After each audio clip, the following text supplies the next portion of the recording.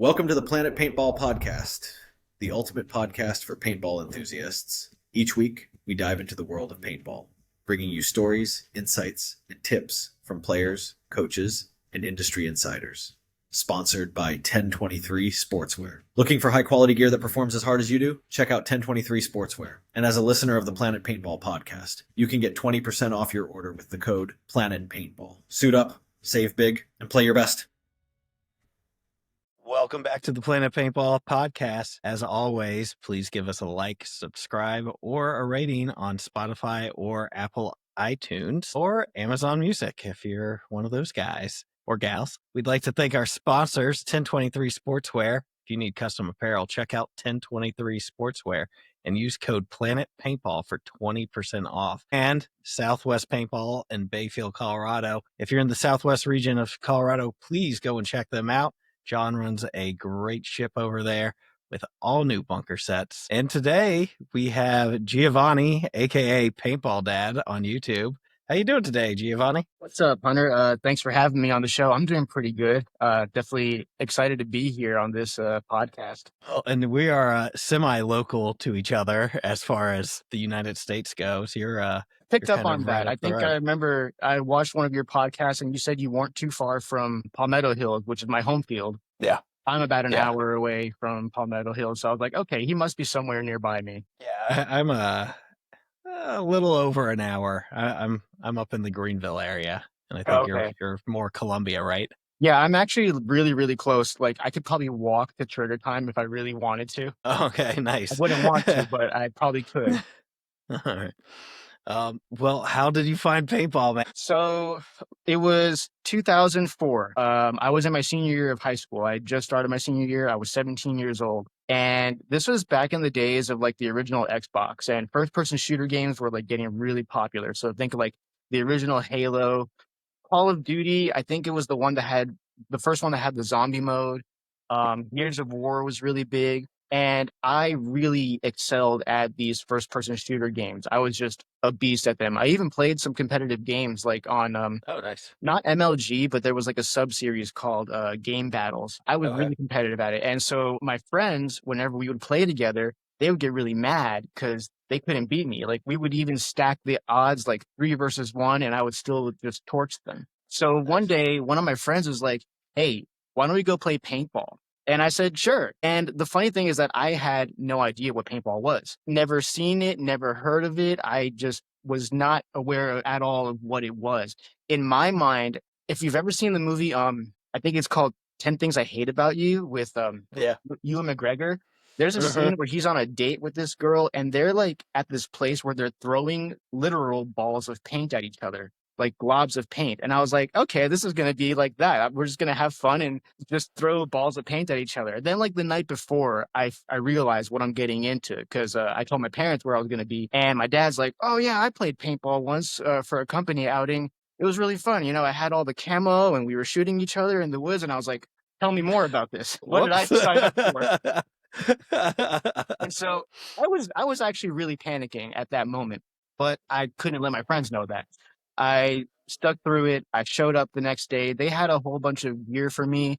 They had the mask. They had a gun. Now, the gun they set me up with was a pistol. It was an Armatech Zeus. You probably never even heard of that. I have not. It was a 10-shot pistol that you had to recharge the little CO2 cartridge like every 20 shots. Okay. So yeah, it was like kind old of PGP.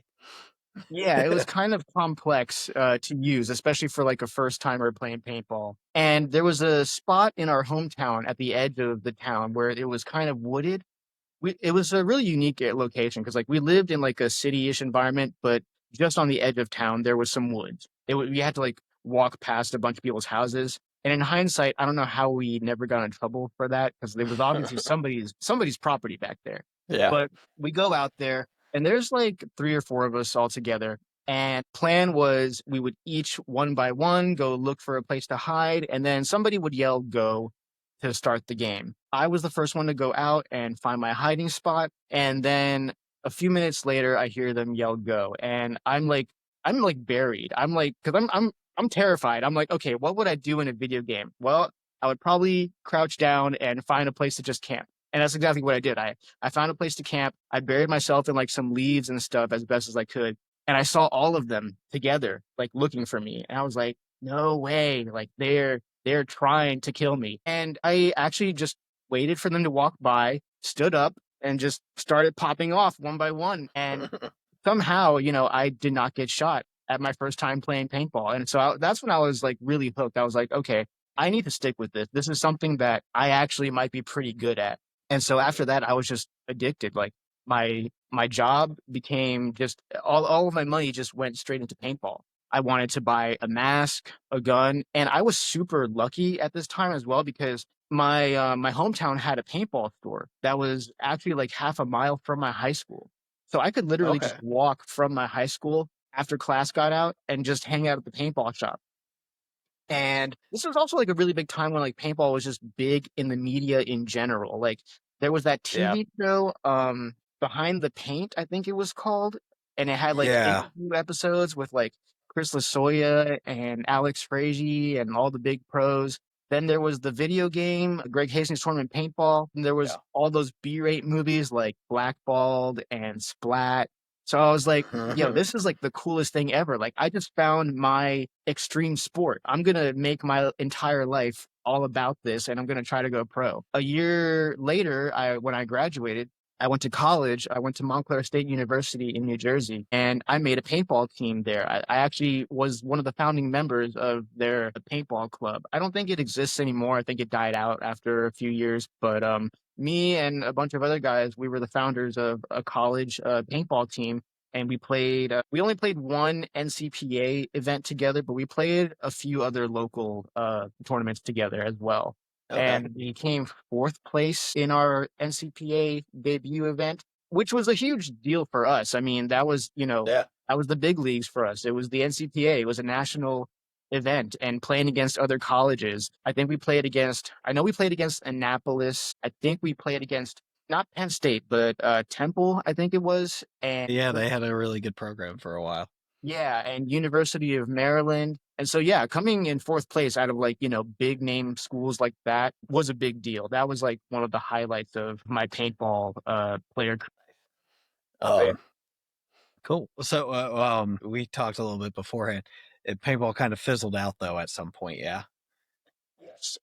So let's see here. I played all the way through college, and then after college, when I graduated, that was when the recession hit, the 2008 recession. Yeah, So that was fun to come out of college into, wasn't it? yeah, I had a college degree that just didn't mean anything, and it wasn't that my degree just was useless in itself. I got my bachelor's degree in psychology, but the problem was at the time, everybody was losing their jobs. So every time I would go to these job interviews for entry level positions in the mental health field, I would just get told that they had, other qualified candidates, people who had master's degrees, whereas I only had a bachelor's degree. Everybody was taking a step down. So like the people who had the master's degrees, they lost their job. They were willing to settle for the jobs in my salary bracket, and then so on and so forth. So basically I had a high school diploma is what it was worth. So I made a really big decision and I said, you know what? I need to do something to change my life around. I don't want to just be a bum living in my parents' house for the rest of my life. I decided to enlist. Okay. I enlisted into the Air Force. I was a cop for 6 years. I did a tour in Afghanistan. And throughout those 6 years, I played like occasionally, but not really like, not for any teams, definitely. And it was like maybe once every other month. It was not really frequent at all. It was just enough to say like, I still play. I still have a reason to have all this gear around. And it helped me, to get rid of, to be like a stress relief. That's one big thing about paintball is that like I can always look to paintball as a way to get my frustrations out and to just make myself feel confident again. Because like, when things are all going wrong, like when my job is going wrong, when things in my personal life just aren't going the way that I want them to go, paintball is always there. I can always go to the paintball field. I know I'm going to play well. and I can come home feeling good about myself. Like, yeah, I shot that dude. I shot some other dudes. Like, I won a couple of points. Like, I had a good day. I'm good at something. Nice. So when did it pick back up for you? So 2020, no, not 2020. Was it 2020? 2021, I think, is when it really picked back up for me. By then, I had gotten out of the Air Force, and immediately after getting out of the Air Force, I had moved back to New Jersey. But in 2019, I had moved back down to South Carolina. South Carolina was where I was originally stationed over at Shaw Air Force Base. And I decided to come back down here for, a number of reasons. Number one, the cost of living and the ease of finding a job in some kind of a field that I felt was relevant to my newly found military skills. And when COVID hit, obviously that was, a big roadblock. So 2020, I didn't get a lot of paintball in. But then when 2021 came around, I was like, you know what? I want to get back into this because I need something to do. I need to get out. I need to be active. And it was also something that I had been reading a lot because at that time, my son was born my first son was born in 2014. Okay. And I had been reading a lot of books about parenting. And one of my favorite books is called Raising Men. It's written by a Navy SEAL. And I think that's part of the reason why it appealed to me. It came from that military perspective. And I felt like it was more of a self-help book than a parenting book, but it really worked for me because a lot of the stuff that it just repeated over and over again was the importance of working on yourself. So if you're going to tell your kid to be active, you better be active. If you're going to tell your kid to do good in school, you better be, have a good knowledge on yourself. If you're going to tell your kid XYZ, you need to set the example. Otherwise, your kid is going to, they're going to know that you can't even do what it is that you're asking of them. So why would they respect what you have to say if you're not an expert on the subject yourself? And so I said to myself, okay, I want to get more active because I want my kid to be more active. He was getting to that age where I was like, okay, I want to find a sport for him. I want him to get more active, and I want us to have something to bond over as well. Let me get back into paintball. I want my kid to think that I'm cool and to have something to say yeah, that's my dad out there. That was my, thought process in that. Let me show you how good I am at this thing. And Nice. The first place that sorry. No, go, keep going. So the first place that I played at in South Carolina was actually Ballbusters back when it was still around. That was when I was still in the Air Force station down here. But then in 2021, when I came back down, it was Carolina Paintball over in Bishopville. Okay. Yeah. And I remember that place. Is it still there?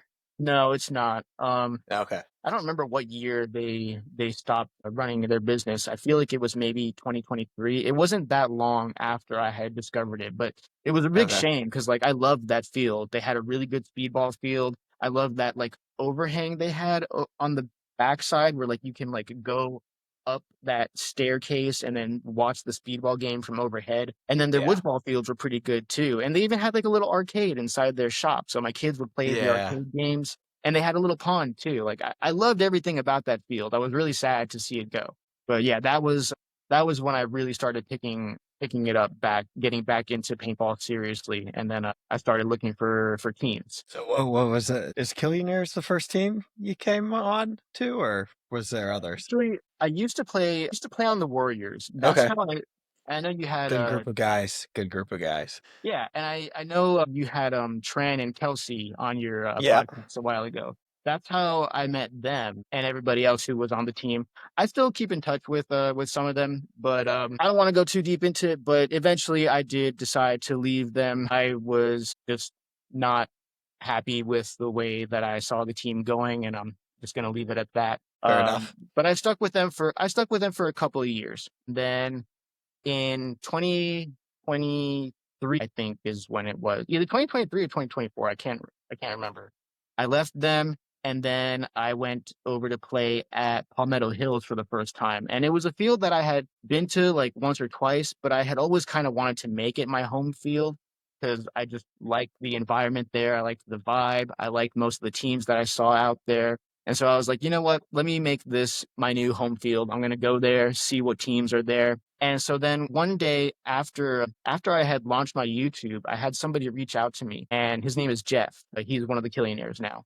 He was just a fan of my Facebook page. And then one day he messages me and says, hey, I'm kind of like you. I'm an older guy and I have kids. And I'm a paintball dad. And I took a break from paintball for a while. And now I want to get back into it. And Palmetto Hills Paintball is not that far from me. Would you like to meet up sometime and help me, get back into the swing of things? And I was like, sure, that sounds like a great idea. So I met up with him, and then he had a great time. And I said to him, you know what? If you want to get back into this like seriously and get on a team, there's plenty of teams here at Palmetto. I'm sure you can find a good team here. They've got like the Tropics, they've got the Royals, they've got, I forget who else off the top of my head. I know Riot plays there. But yeah, a bunch of teams that I listed off. And then he actually found a team that was one day playing out of Glory Road called the Killionaires. And I was like, okay, I've never heard of them before, but good for you. I'm glad you found a group of guys that you like. And then not long after that, he messaged me saying that he was going to be going to his first paintball tournament with them. And I was like, oh, that's awesome. Like, that's a really fast turnaround. It was only like a month or two later, I feel like. It was a very fast, like, chain of events. And so I'm like, you know what? I would like to go and watch you and support you. And then after thinking about it for a little while, I was like, you know what? I've got nothing else to do. Maybe I should just like coach you guys. It was just kind of like a last minute decision that I had made. And it turned into like one of the best decisions that I've ever made in paintball, because I found a team of guys that I really like, and they were really appreciative of my help. And that has been such a validating experience for me, because like, how like through your own perspective, there's probably a lot of instances in life where you're like, man, if people would just listen to me, I know the right thing to do. I know that the way they're doing it is wrong, and I can fix everything, whether it be in work or personal relationships or school, whatever. And this is one of those situations where like this team had actually came in last place in their first tournament. And then I helped them out for their next tournament, and we took third place together. So like that was a huge turnaround. I had like never seen or even expected anything like that. And I just really appreciated that they trust me. Like, I actually told them what to do and they got it done. And especially for these 6 guys, that is such a hard thing to actually witness firsthand. There's so many like rookie players out there. They'll think like, they'll get in their heads in the last minute. As soon as the buzzer goes off and they start moving, they'll forget the game plan. They'll try to wing it and do something else. But no, these guys actually took my word as like the gospel, and they really got everything done. So it was just a magical experience. And then after that, we went to another event together, took third place again. And then we just had an event last month, I think it was, over in Taylorsville, North Carolina. That was Command Decisions Paintball. Yeah. And we took second place. And that was really a great experience, but also heartbreaking at the same time, because I really felt like they could have gotten first. And I also felt like I let them down too, because I realized like as much as they were getting in their head, like during that final match, I was also getting in my head. I was also just like losing my ability to be flexible and to rethink about what needs to be done. We had a good game plan all throughout the day, and I was just so dead set on that game plan. I totally forgot to even consider, you know what, maybe we need to just scrap everything and change it up so drastically that the other team doesn't know what to expect next. But now I know better for next time, and I'm hoping that we can take a gold medal home next time. Nice. Down in 6 Mile, right? Yeah. At Extreme? Yeah. Yep. So are you player coaching with them? Just coaching? Just coaching. What are you doing? Just coaching? Okay. Yeah, they're D6, I'm D4, so I can't, jump down to that bracket. But I am hoping that by the end of this season, we can do something together. I'm actually hoping that we can go to World Cup together. Okay. If they keep podiuming the way they do in D6, I really think that kind of shows that they're ready for D5.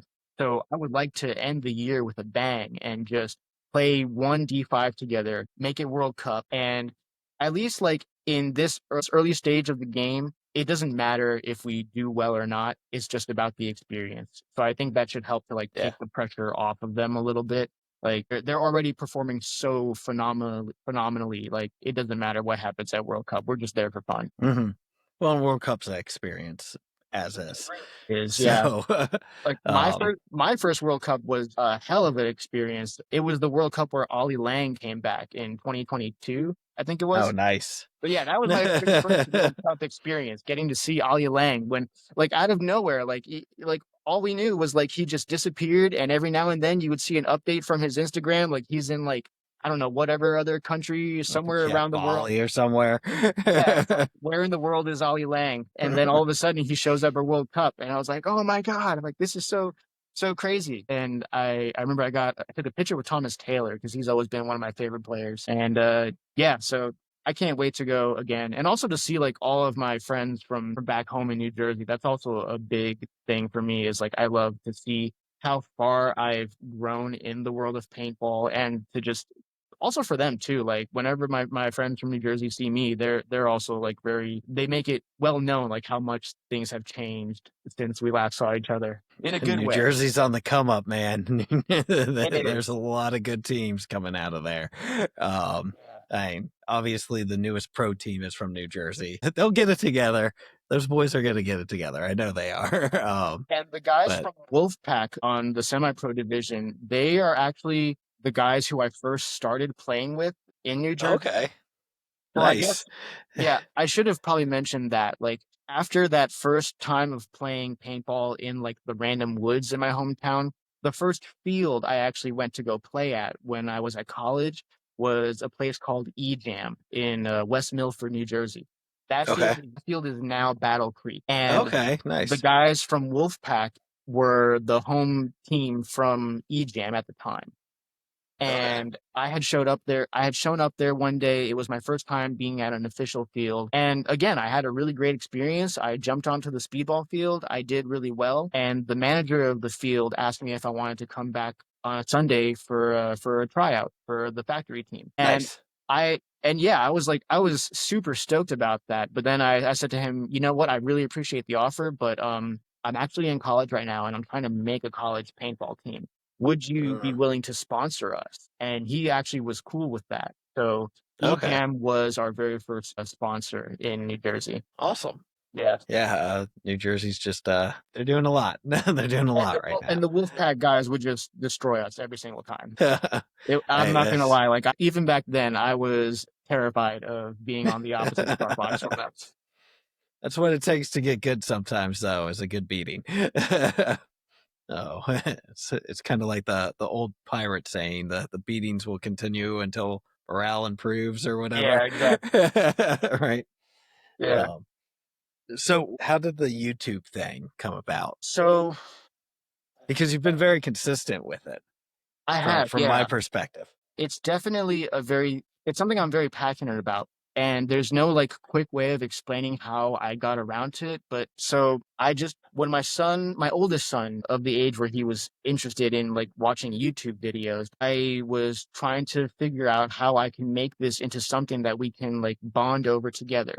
Because I'm very passionate about two things: paintball and fatherhood. And I had mentioned before we started this recording that I myself don't have I don't even talk to my dad. That's how bad my relationship is with my parents, both my parents. So I do a lot to overcorrect and make sure that I throw myself out of my comfort zone, and I try to go above and beyond when it comes to like being present for my son. And so one of those things was figuring out how we can enjoy something together like YouTube. And I realized, okay, he loves these YouTubers. He like worships these guys. How do I become relevant to my son again? Because I don't want him to just think like, oh, dad doesn't know anything about what's going on. Because there's a lot of parents like that. There's a lot of parents out there. And it's kind of sad to me that there's a lot of parents that they don't know what their kids are watching. They don't know what kind of games their kids are playing. They don't know what their kid's favorite song or music artist is. And I want to know all of those things. So I know all the stuff that my son is watching. And one of those things is me. And so, yeah, one day I was like, hey, let me show you how to make a video. And so I started recording stuff and uploading them onto like my own channel. And I was like thinking of a way that I can do something that is more interesting, like something that can actually gather an audience. And so I was like, okay, well, I love paintball. I'm good at paintball. I think paintball videos are cool. Let me try and make some paintball videos and, do this as like my channel. And yeah, it's been pretty consistent ever since that idea came up. And again, it was like a long chain of events because like I've also had a lot of experience with making videos. It actually started out as like a form of therapy for me because after I got out of the Air Force, I was struggling with some like anxieties and depression and PTSD in general is what they call it. And I realized that even after my son was born, I just was not able to be present in a lot of things, and just it made me really depressed. And when I realized, like, I'm just missing my son's like earliest years, like I'm just not there. I feel like it's just all going by so fast, and I'm not able to enjoy any of it. Like, what can I do to stop that? And so I started taking a lot of pictures and a lot of videos. I just recorded like everything. I have like multiple external hard drives now in my bedroom of just raw footage of just my kids and my wife and just stuff that we do together, just so I can look back and realize like, okay, I'm actually living life. Things are good. I have my kids and they love me. That's such a huge thing. I always remind myself, like, man, my kids actually love me. Like, my son is already 10 years old, and I hope I don't embarrass him by saying this, but he still says he loves me. And I'm like, man, I don't remember saying I love you to my parents, like, just willingly. So like that's a huge thing for me. So yeah, the video thing was started out as like a form of therapy, and then I just started recording everything, and so it was pretty easy for me to record something that I had lots of fun doing, like paintball. Nice. You had I don't know when you recorded this, but it's one of the slickest edits I've seen in a hot minute, and it's the Killionaires. And I don't know if it starts with you or ends with you, but both guys have barrel cams on, and you can see the one guy, I think he's in a Dorito from the one, and you're talking back and forth, and then it switches to his barrel cam. I was like, oh my gosh, like that is So let me give a quick shout out. That's Blackout Media. Yeah. So Mikey Tapscott, he goes by Blackout Media. He is, I think by trade, he's like some kind of a DJ, or I don't know, something in the music or photography industry. I know he does a lot of media stuff, and he works at some kind of a music venue. But he came to Palmetto Hills, and I befriended him. And he actually is friends with another YouTuber who follows me, MVPB. Out of Pebs, I think it is. Okay. Up in Virginia? Yeah. And so we started talking. We met up at Palmetto a few times. And then when I got with the Killionaires, I asked him, hey, I see you with your camera. Like, would you like to come out to our next tournament and take like videos for us? And he was like, that sounds like a really good idea. And ever since he started doing that, yeah, he's been like our dedicated video guy. So he also has a camera on his barrel, and yeah, he was my my two in that match that we were playing. Yeah, I love the communication because like again, like he is also a relatively, I don't want to say new player, but he's also a D6 player. So, like skill wise, he's still new. He's still like building up. Yeah. But again, like the things that these guys have learned from the time that we've been together, that level of communication where he can tell me where the player is, and like he knew to keep the pressure on that guy so that I can make a move around. That was just like really amazing for that, that level of playing, because everybody always thinks D6 players are trash, but these guys are actually like really good. I even showed some of those videos to one of my friends back in New Jersey, and that dude is D3, and he was surprised when I said that these guys are just D6. He was like, they're playing at least at a D5 level at bare minimum. So yeah, I'm really proud of all those guys. Yeah, I feel like in D6, if you do it right, the learning curve is sharp, but that's also good for you, right? Like you can also make a ton of progress if you get a good coach and play against harder players. You can level up pretty quickly on the skills. So, and I know you had Tavez on your podcast recently. Yep. He's another example.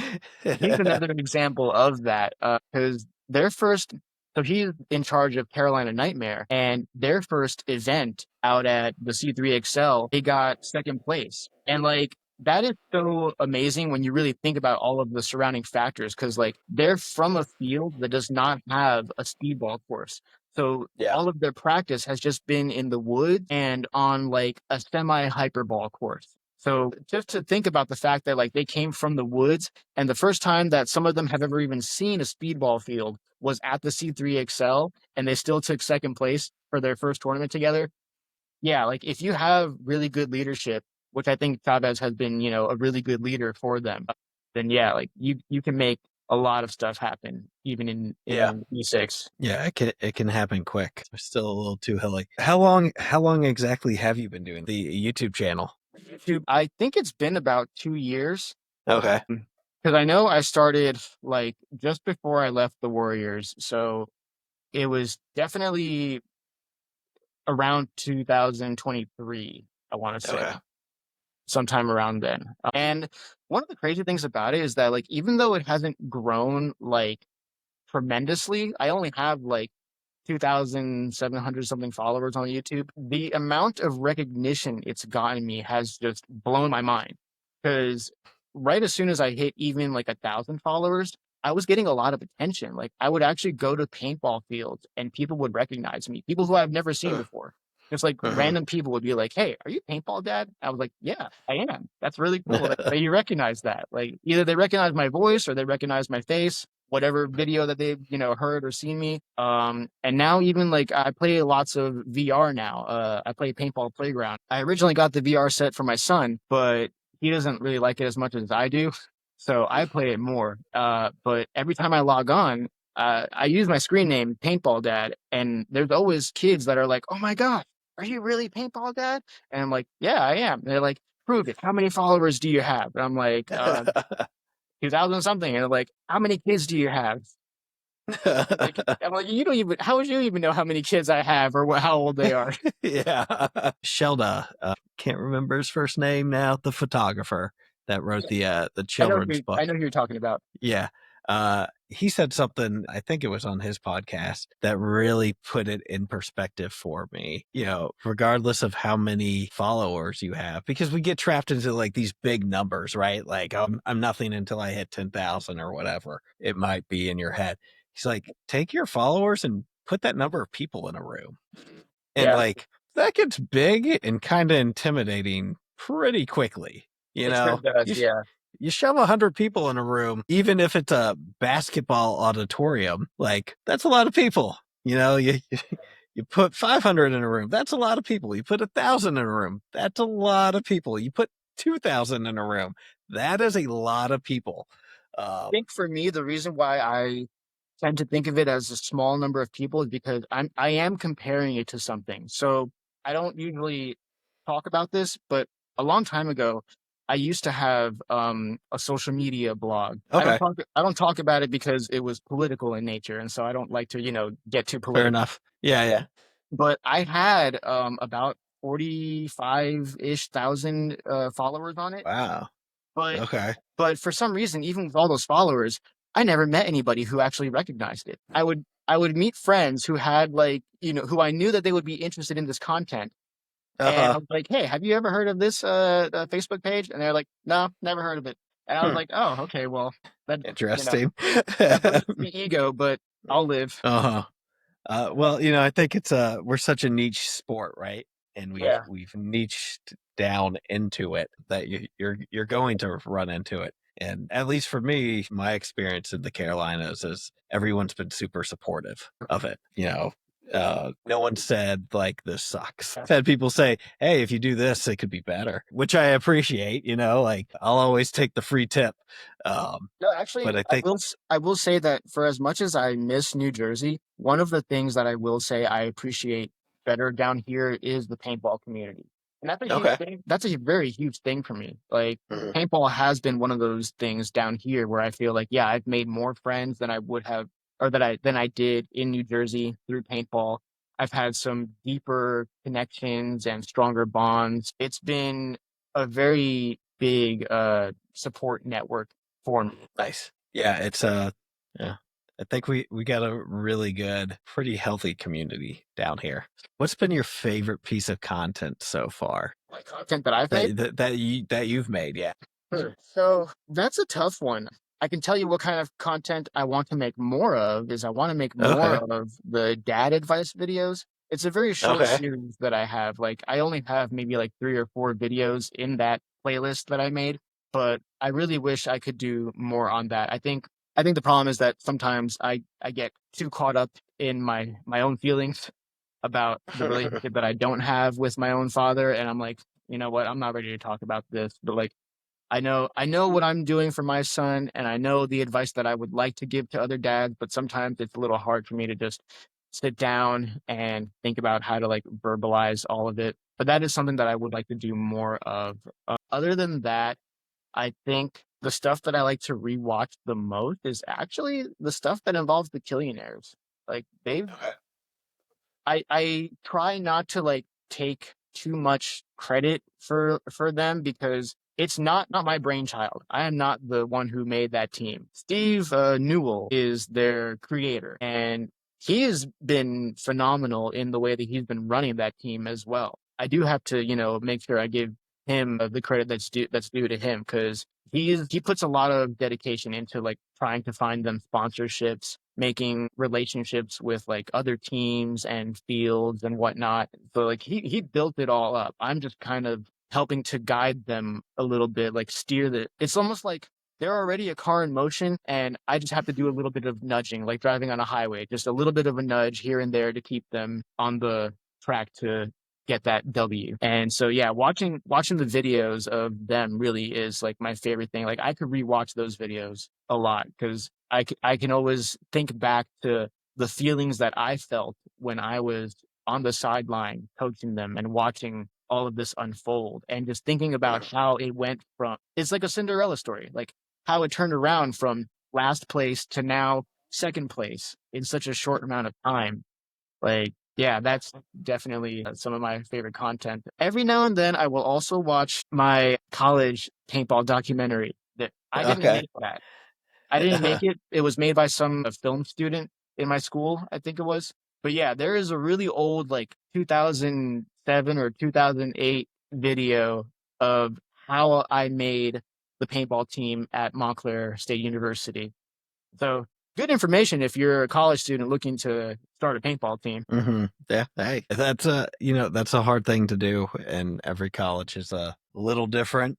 But I didn't have a college paintball team, but my brother was at Clemson, and he has a lot of good memories from it. So if you're in college, same here. Highly recommend. So I actually go. go. No, you're good. I was gonna say, I actually still have a clipper. I think that's what it's called, like the thing that you use, the electric thing you use to like shave your face. Yeah. I still have an electric clipper that was bought for me by my college paintball team. What had happened was, and I hope it never dies because this is like one of my favorite paintball memories. This was like on our way to our first paintball tournament, and it was in Connecticut. So we had quite of a drive ahead of us, and we were going to get a hotel. But we all decided to meet up at the school sometime early in the morning, and then carpool on our way to Connecticut. I had shown up with patches of my hair missing because I thought it would be a really cool idea if I could be like Thomas Taylor and do a mohawk in my hair. And so I tried like cutting my hair into a mohawk, but I didn't know what the heck I was doing. So my hair just looked totally horrendous. And I'm sure there was lots of people trying not to laugh as we walked through, the paintball store as we got there to register ourselves in. But once we got to the field and registered ourselves in, we went to the hotel, and then my captain and one of our other team players went out to Walmart and they bought a pair of clippers and they brought it back to the hotel and they cut my hair the right way in the bathroom. And that was one of my favorite paintball memories, just how embarrassing it was, but also how much like they really cared to like, help me look good on our first tournament. Awesome. That's great. That's a good one. Is your oldest playing yet? Or no, he's not. We do some low impact stuff together and gel blasters together. He's gel blasters are great. They are, yeah.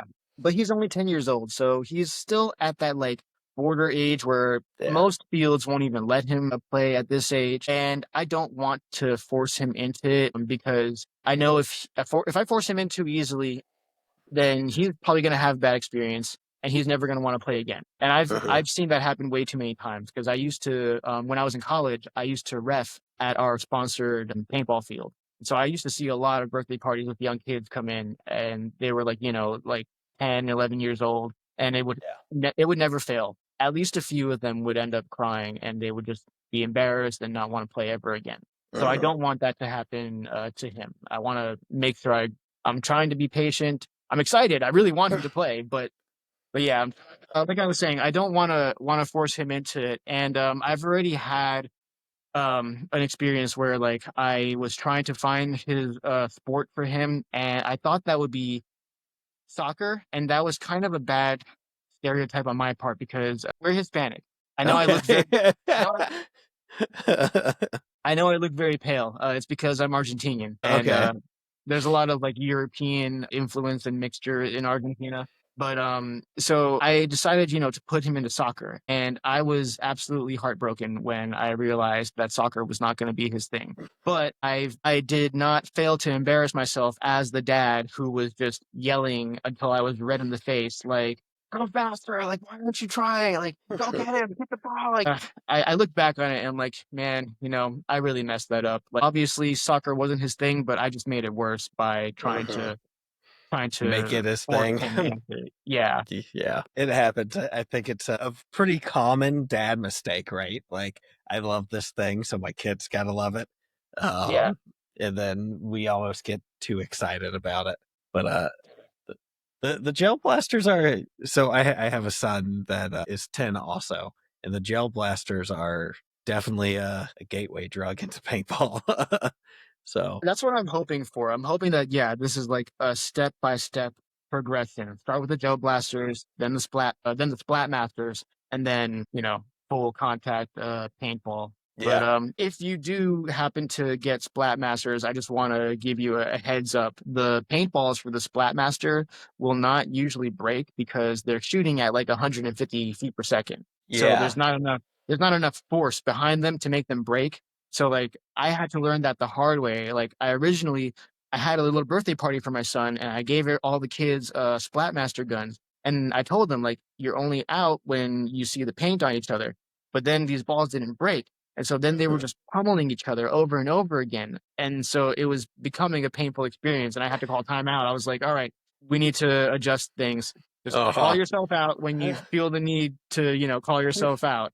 Otherwise, you're gonna get more pain than what's worth. Yeah, those we had some of those at the field at one point, and my daughter, who is much older than my son, she would come out to the field and hang out while we had practice and stuff. The field owner at the time was like, "Hey, take this and shoot your dad." And that thing hurt way more than the paintball did. I was like, "Jesus, what is going on here?" Yeah. Like the gel blasters are way better, and I feel like a good 50 cal ball out of a 50 cal marker is way better than the splat master at some point. Although, what I found out, if you buy the off-brand gel blasters, those things are actually, they shoot at a higher velocity than the approved ones. Yeah. Yeah, I gave a couple of those to my youngest son. He's only 5 years old, and those things actually do hurt a little bit when he shoots me with them. Okay, yeah, we did the gel blaster pistols and then upgraded to the gel blaster rifles, which have a little bit more oomph to them. Yeah, but we got a couple old bunkers from Planet Paintball, and we throw them up in the backyard and run around, so. That's really fortunate on your part. I remember when I was with my college team, we actually used a church as like our practice field. So, like, obviously we had the sponsored field, the actual like paintball field to go to, but we also had our captain was the son of a pastor. And so funny thing, he's actually the pastor of that church now. Okay. And we used to use the gym, and we would set up some bunkers inside that gym, and we shot reballs while we were in there. Yeah. We would do some like snapping drills throughout the week until, we would go to practice at the field. That's awesome. That's some Russian Legion stuff right there. How was the reball? I've never got to shoot reball, so how was it? Obviously, they hurt a little bit more because, they're solid, but it's really not that bad. You just turn down your velocity a little bit and you're good to go. And we had chronos with us. Okay. So you're running at like 280 or something? I think we brought it down to like 250, actually. Because we were already shooting pretty slow to begin with, because the field that sponsored us, they also had an indoor field, and we would play there more than the outdoor one. Okay. For a bunch of reasons. Number one, because like in the winters, it would get way too cold. So it would be nice to play inside an actual building. And then number two, the indoor field had lights. So we can go to school in the morning or go to work in the morning and then go play some paintball at like 6, 7 p.m. at night. I think they closed at like 10 o'clock at night. Nice. So there was always time to go play paintball at the indoor field. And so, but since it was smaller than like a regulation sized field, I think the chrono limit was like 260 or 280 or something. So we were already shooting a little slower than your average field. So I think when we used the reballs, we turned it down even a little bit less than that. Gotcha. Did you feel like that really helped propel the team's like just basic skill set? The reball? I think it did. I wish I could remember more of the things that we did, but man, we had something going on. Because like if you look at my player legacy page, I don't have a lot of events from that time period. I only have like 3 or 4 events, but it was progressively just getting better and better. It was like 8th place, 4th place, 3rd place, and then 1st place. Like I was just on fire. We were all on fire, just getting better and better with every event. And I don't know what it was. It was just our youth, our drive to learn more. I definitely know that I will say, so YouTube, this was when YouTube was just getting big, the early 2000s.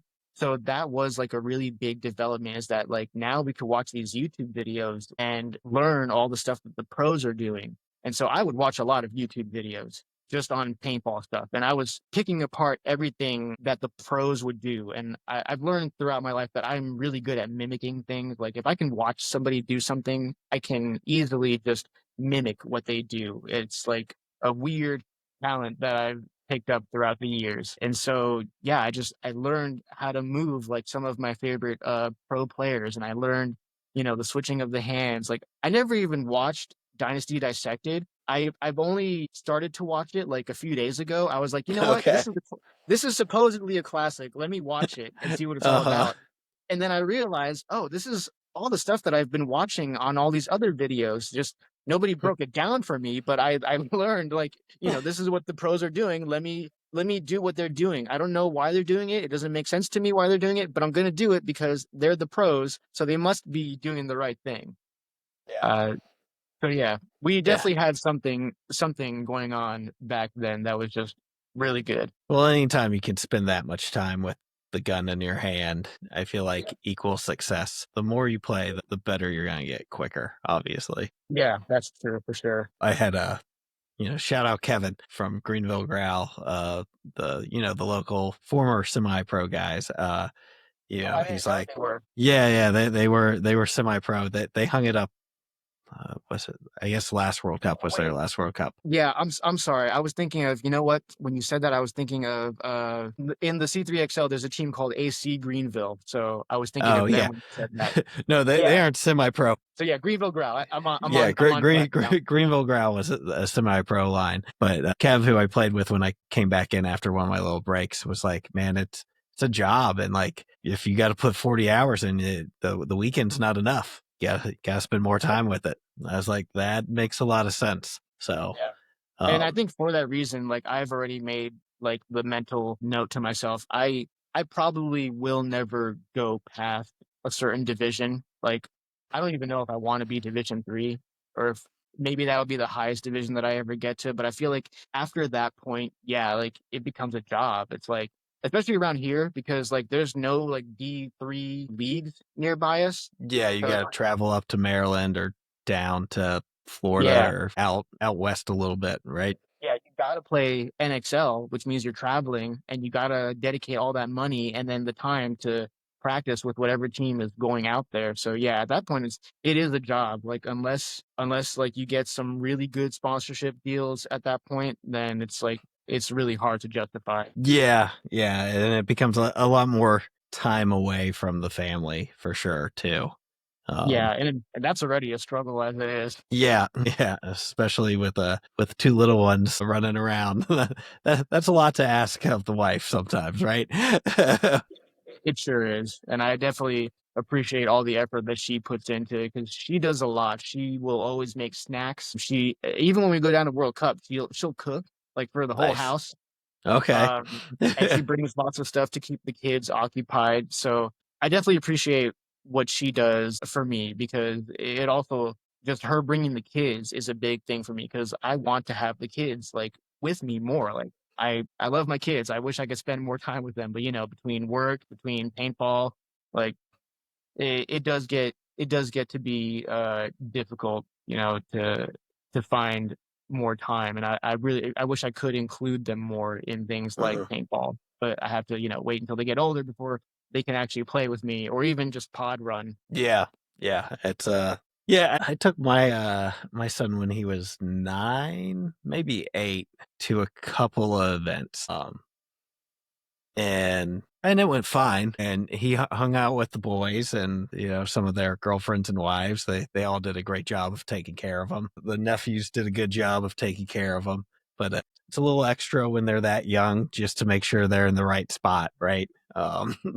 Yeah, So and it never fails. At some point, my kids will start getting really upset and even start crying and like saying like, "Yeah, we want to go home." And so it's definitely a struggle. But it's something that I want to keep trying to expose them to because I'm hoping that slowly but surely, like with the gel blaster going into the splat master, going into the low impact, and then eventually real paintball. I'm hoping that this is something that you know we can build towards get them coming with me to the events, and eventually someday getting involved in the events, running the pits, odd running, cleaning off gear, doing something like that.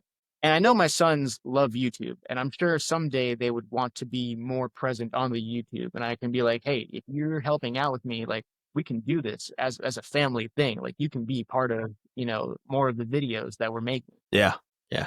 Do they like sit with you when you edit or anything? Have they shown interest in that yet? They do actually, yeah. They like watching what I do, and they have said that they want to be more involved. It's just a matter of like figuring out what they're comfortable with, and because like my oldest son, he sometimes gets shy about you know being on the camera.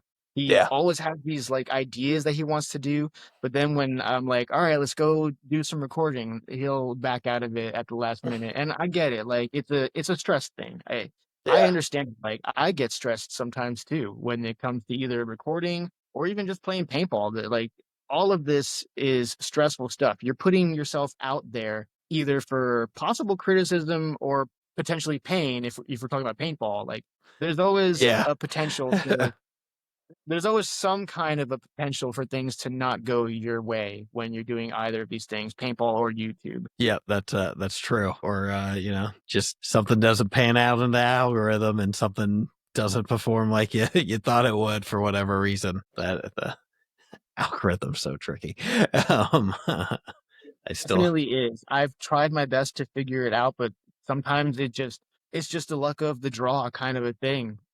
Like I some of my shorts that I've put a lot of work into will only get like a few hundred views, while others will get like 500,000 views. I think about 475K is my largest video. nice. Yeah, it's a pretty good. It's got a pretty good viewership, but it's like one of my earliest how-to videos, or like my paintball tips for noobs videos. And I'm like, Okay. man, that video has like the worst editing. It was back when I didn't really know what I was doing. Like, I don't know why it has so many views. Like, I've made much better ones since then. Yeah. You know, with the shorts, I cut up everything I think I can and then throw it out there, and just what hits and what doesn't hit is astounding to me. And I still haven't figured out a rhyme or reason to it yet, So at some point, I think it's just making content. Someone will get it and share it or whatever, or hits the algorithm right. At next thing you know, one ratchets up a lot in the then you'll have one that's like a really great clip, and it's sitting at like 20 views. Yeah. Those can be very disappointing times because it takes a lot of work. Like sometimes I'll spend a couple of hours editing, even just like the little shorts, like the 1-minute videos that I post on YouTube. They'll take a couple of hours to edit them. Yeah.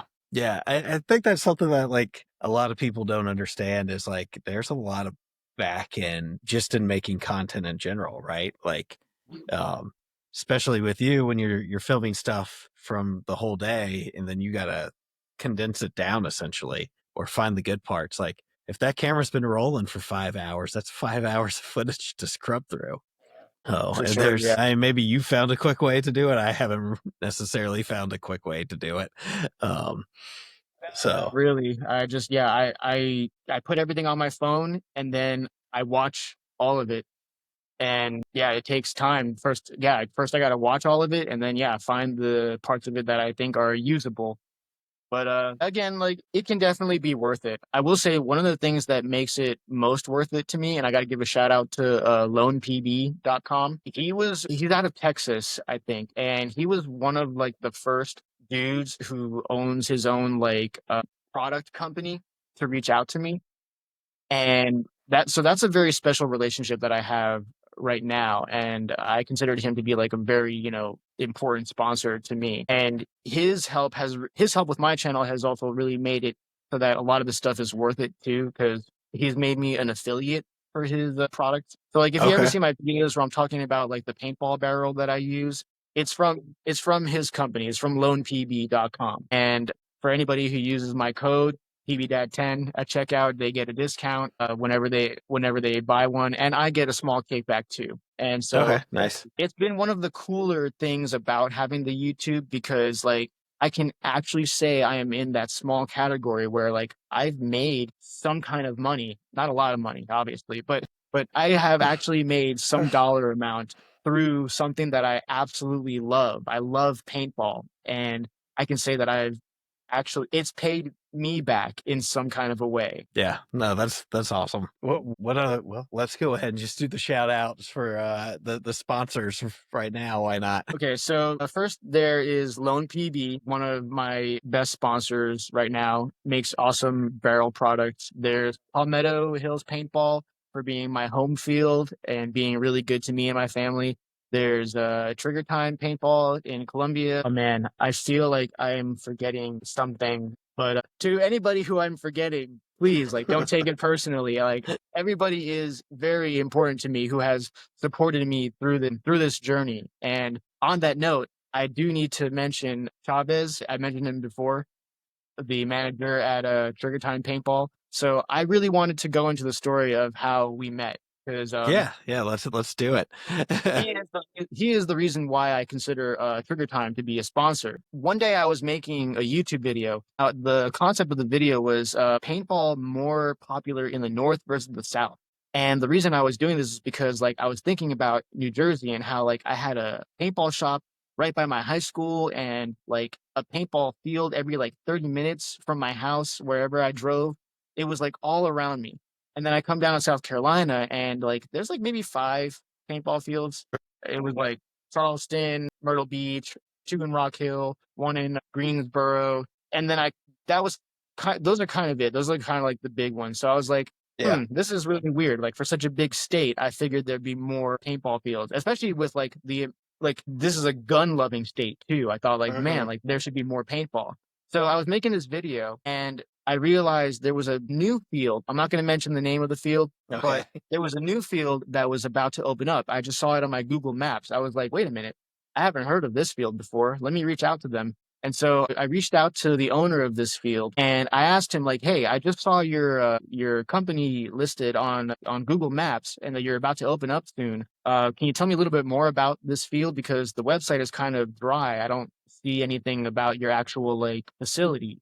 Do you plan to have a speedball field? Is there going to be any scenarios out of that field? What's the scoop? And so he responded to me, and he was just, very enthusiastic. He was like, yeah, we're going to have all that, and speedball and tournaments and scenarios. I was like, cool, that's really awesome. Like, can I share this with my paintball community? And he said, yeah. And so I shared it into the Carolina speedball group on Facebook. Yeah. And I guess he saw it and he didn't like it. I guess he thought that I was just going to text a couple of my buddies and it'd be like very low key. And so I get a Facebook message, and it's from Chavez. I didn't know Chavez at the time.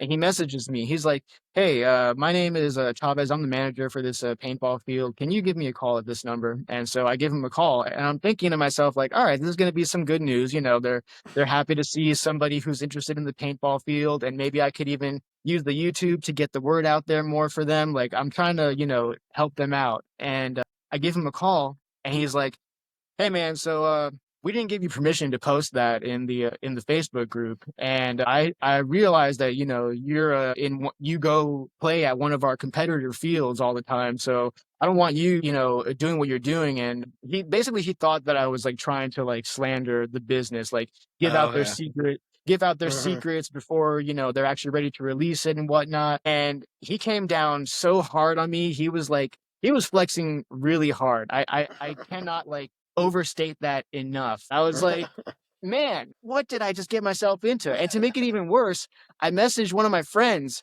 who's like, been here all his life. He knows about the paintball community here. And I was like, hey man, have you heard of this guy, Chavez? He's like, oh yeah, man, stay away from that dude. He's trouble. I was like, I am so cooked. And so I'm immediately trying to like cool things down. I'm like, hey man, like I've got it on the email. Your field owner said that I could share this with my paintball community. And so that's where I felt like it was appropriate for me to share it. And he started to calm down. He was like, all right, man, you know what?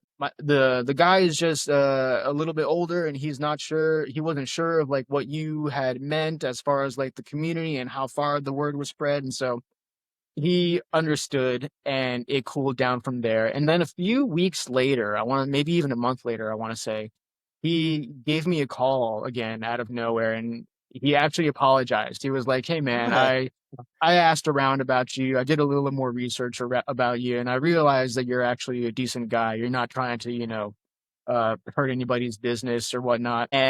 And so eventually he moved, he left being the manager of that field, and he went back to Trigger Time. Okay. And that's when he was like, hey man, if you want to come to Trigger Time, we'll set you up straight. We'll, make it a good time for you. And I was like, okay, yeah, I mean, I like Trigger Time, so I'm going to keep going back there. And yeah, eventually he helped me to talk to Robbie, the owner of Trigger Time, and get an official like sponsorship through them. And so yeah, I definitely owe a lot to Chavez, and I'm glad I got to share that story because it was a really weird and crazy way to meet each other for the first time.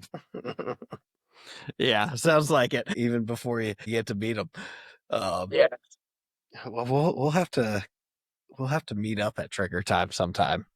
Oh yeah, man, Trigger Time. Have you ever been there? I have not. So it's definitely one of my favorite woods ball field. And I think Chavez had mentioned like they have stuff like a broken down like airplane and jeeps and cars and stuff. And like they put a lot of effort into making it an immersive scenario environment. And I really appreciate that. It's something that you don't see in a lot of other places. Yeah. Yeah. Some places it's like, here's the field, go. Yeah. Yeah, and it's one of the things I wanted to do this year, and I ended up playing more events than I thought I would, but was to travel around to more paintball fields. I got two really good fields really close to me, and then a little bit further I got Palmetto Hills, but I definitely want to go down to Trigger Time and check it out just because it is one of the oldest fields in the country, period. And I've never gone there just because growing up, it was a little bit more tribal down here, I would say. And then I started working for Planet very early on, and that kind of kept me there anyways, except for tournaments. And then kind of it was what it was, but I always like going to new fields and seeing how they were or how they work. Glory Roads wasn't far. I had a similar goal as well. I tell myself like I really want to travel to a lot more paintball fields, especially like because I do travel a lot. I hate traveling. I absolutely hate traveling, but I actually do travel a lot, and a lot of that was because of my Air Force career. But like I'm always down at Myrtle Beach, but I've yet to actually play at Black Ops in Myrtle Beach. But I have played in Fayetteville Black Ops. Yeah. But that's one field I really want to play at eventually is Myrtle Beach and also Charleston. And someday I do want to go out to Greensboro because that's where all like the big teams go. So I want to see what it's all about. Yeah, it's in a way still a mecca of Carolina paintball, regardless of what people think of it or not. That's where Trauma was out of. That's where Gridlock Camp was out of. Underground's out of there now. The Raleigh Razorbacks are out of there. NC Hammers out of there. The list kind of just goes on. The FTK kids play out of there a lot. I know a lot of them also play out of Palmetto, though, kind of personally. Yeah, every now and then I do see like Owen and Matt the Gym Rat. And like a couple of those guys from up that way. I do see some of the big shots coming to Palmetto every now and then. That's a cool experience. Pete and Tyler and Kathy run a heck of a field up there. So, amazing job hard on work their part. pays off. Yeah. I really wish I could move like up towards that area as well. Like I love it up there. Rock Hill and like the Charlotte area. Yeah, that's where I spent college. So, okay. Yeah, I miss the Charlotte music scene a lot. I actually go to some concerts up there as well. My wife is more of the concert person than I am. We listen to like similar types of music, but she really likes going to concerts. I am not so much of a concert person. I like listening just, on my own and getting the vibe like independently, but I do my best to like, support her. And so we've seen some really big names. Like we just saw Jimmy Eat World here in Columbia like a couple days ago. We saw All Time Low, I think in Myrtle Beach. And then in Charlotte, our most recent one was a band called Movements, and their openers were Citizen, and I forget who else. Oh, we also saw, did we see Taking Back Sunday in Charlotte? I want to say we did. Okay. Yeah. Nice. I'm pretty sure we saw Taking Back Sunday in Charlotte. Yeah, Charlotte has the music scene. It's that or Atlanta. Greenville's got a little something, but not like that. It also helped, like in college, my buddy was in a thrash metal band, my roommate. And then I DJ'd on the side, so we were constantly doing something with music, either him helping me load into something or me helping him load into something. But we're like over an hour, and that's like the magic number, man. Like, so I got you. You want to do the shout outs one more time, and then we'll really quick shout outs. LonePB.com, Palmetto Hills Paintball, Trigger Time Paintball, and something is nagging in the back of my head. I know I'm forgetting. Oh, you know what? Ugly Paintball. Ugly Paintball? Yeah, I don't know if you could see that on the back of my shirt, but they're not really a sponsor of mine, but the dude who owns Ugly Paintball has been really good to me and has been great on working on my custom tech tees. So I do want to give a shout out to Ugly Paintball. Hey, they're an up and coming brand. Ballsack. Okay. Yeah. That's what I'm forgetting about. Ballsack. If you're looking for like a really great tool to like help you load pods while you're at tournaments or in the pits or in scenario games, ballsack.com. You know what? I don't know if that's the actual website. No, I think it. I'll check it real quick for you. I just hope I'm not sending you to something that's wild. What is this? Paintball Dad told me to go here, Mom. Yeah, I swear I wasn't looking at anything. All-sack.com. Crystal detail. And that might be playing with some fire there. So check those out. Support the Paintball Dad. And of course, check out 1023 Sportswear and Southwest Paintball in Bayfield, Colorado. And we will see you guys next time on the Planet Paintball Podcast. Thank you again, Giovanni, for coming out. I really appreciate it. Great conversation, man. Thanks for having me. Thanks for tuning in to the Planet Paintball Podcast. We hope you enjoyed today's episode. Whether you're out there grinding in the divisional pits or chasing dreams on the pro stage, remember, it's all about the passion, the hustle, and the love for the sport. Shout out to 1023 Sportswear for sponsoring the show. Don't forget to use code Planet Paintball at checkout for 20% off your order. Gear up, save big. Until next time, keep grinding, keep growing, and we'll see you back here on the Planet Paintball Podcast